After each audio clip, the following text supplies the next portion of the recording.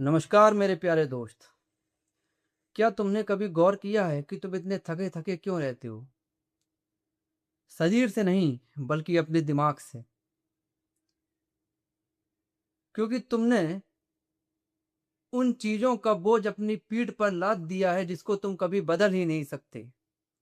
जैसे कि लोग तुम्हारे बारे में क्या सोच रहे हैं, लोगों की राय तुम्हारे बारे में क्या है, इसको तुम कभी बदल नहीं सकते। रास्ते में कहीं जा रहे हो, ट्रैफिक मिल गया, क्यों मिल गया, इसको तुम कभी बदल नहीं सकते। वास्तव में तुम उस मौसम को ठीक करने की कोशिश कर रहे हो मेरे प्यारे दोस्त, जिस पर तुम्हारा कोई जोर ही नहीं।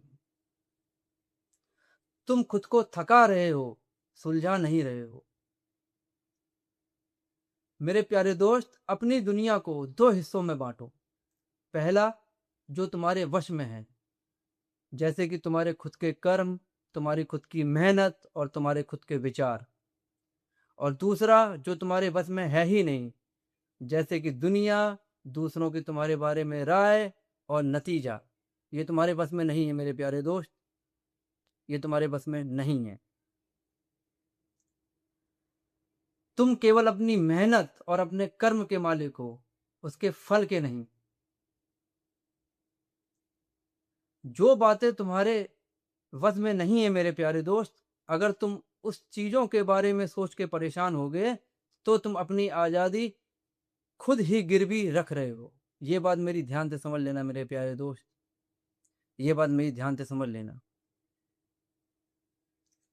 मेरे प्यारे दोस्त, मैं केवल इतना ही बोलना चाहता हूं कि जब भी तुमको कोई बात परेशान करे तो खुद से ये सवाल पूछो कि क्या मैं इसे अभी बदल सकता हूं।